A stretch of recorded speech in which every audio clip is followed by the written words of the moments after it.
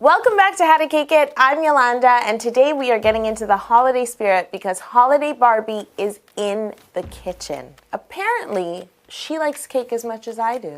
Thanks to Mattel for supporting and collaborating with me on this video. I'm going to recreate the 2016 Holiday Barbie gown out of buttery vanilla cake, Italian meringue buttercream, and fondant. I dyed 8 pounds of my vanilla cake different shades of aqua to create an ombre effect. Once my cakes are removed from their pans, I level them and remove the caramelization from the bottom of each layer. If you'd like to see how I divided my batter and exactly how I dyed it, head to howtocakeit.com. Now it's time to simple syrup all of my cakes with the help of Sir Squeeze.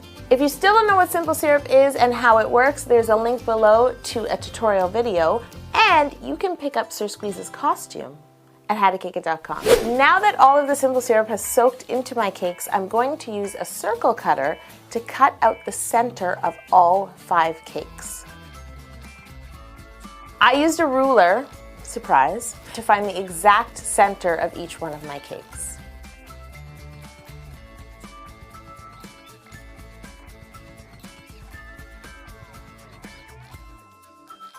Time to fill and stack all of my cakes with Italian meringue buttercream. I used a small offset spatula and I tried to avoid getting buttercream on the inside of all the circles I cut from the center.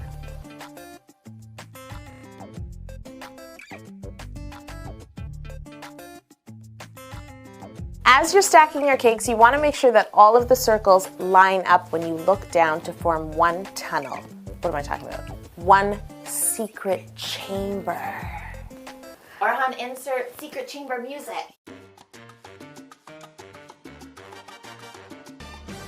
Yes! I chilled my cake until the buttercream firmed up, and now it's time to start carving a gown.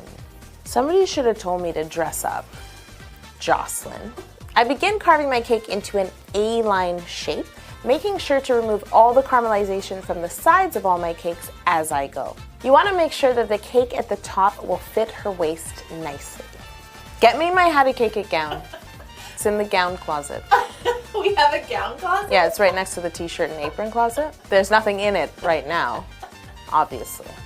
Now you can see the ombre effect of the cakes being revealed. I kept the lightest shade of aqua at the top and the darkest at the bottom. She is beautiful inside and out. Barbie's gown flows and has movement, so I want my cake to look the same. I use my large serrated knife to make some cuts. What is this, vertically? Yes, all the way around, making sure not to make them perfect and the same size. I know. I didn't use a ruler. I just went with the flow. Get it? The gown has flow. Until we perfect our How to Cake It gown line, you can pick up this Santa's Little Baker apron at howtocakeit.com, and it also comes in a kid size. Yay! Yay! Jocelyn will be perfect for you. It's time to crumb coat and chill, so I first start by applying a thin layer of my Italian meringue buttercream with my small offset spatula.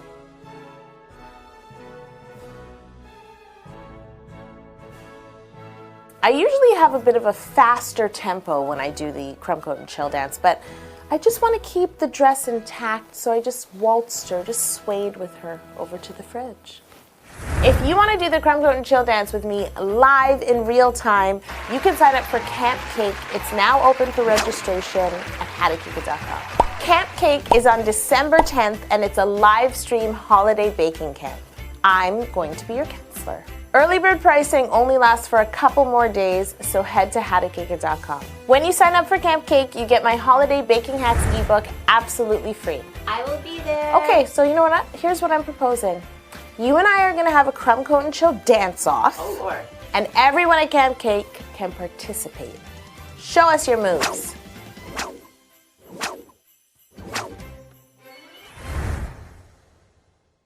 It's time for fondant, and I started by dyeing my fondant the lightest shade of aqua. I roll my fondant out to 1/8 of an inch thick and make sure that it is big enough to drape over the entire cake. For the exact color I used, there is a link in the description below. This fondant has now become the fabric of her gown.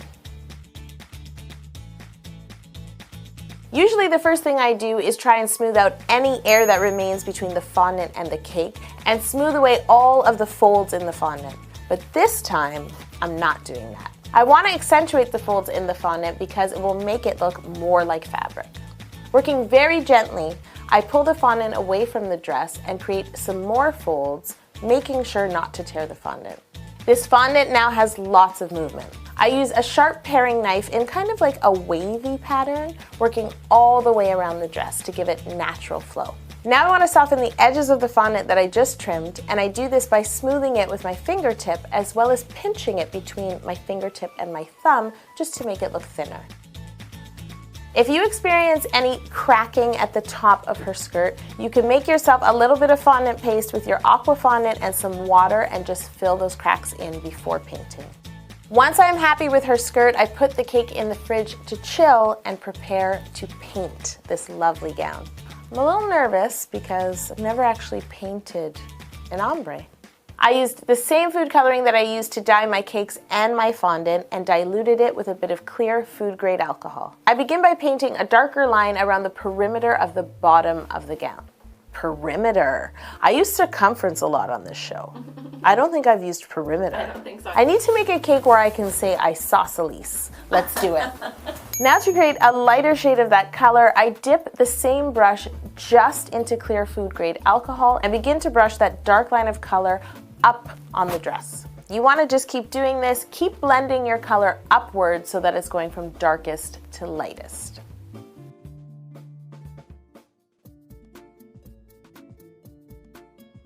I'm going to let this layer of paint dry, and in the meantime, I'm going to mix some pearl luster, some light blue pearl luster, and some clear food grade alcohol to make, well, pearly paint. I used the same light blue luster to make my snow cake in my Holiday Baking Hacks ebook. You can buy my ebook, there's a link in the description below, but don't forget you get it absolutely free when you sign up for Camp Cake. I'm going to apply my pearl paint to the gown, brushing from top to bottom this time.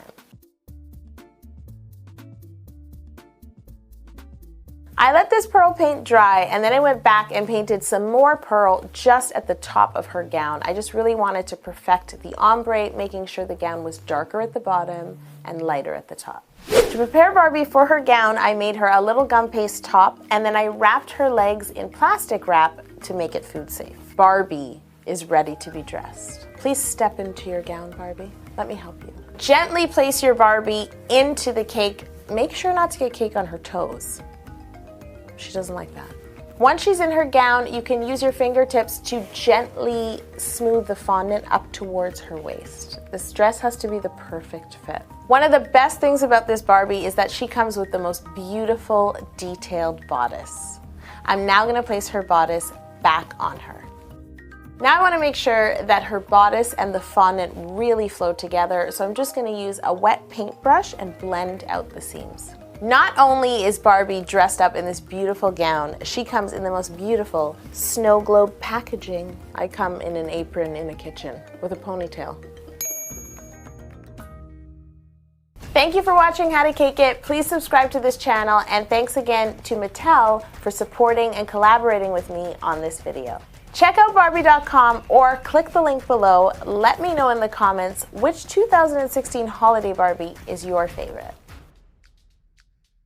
Now, if you'll excuse me, I've got to get back to designing the How to Cake It gown line. See you later.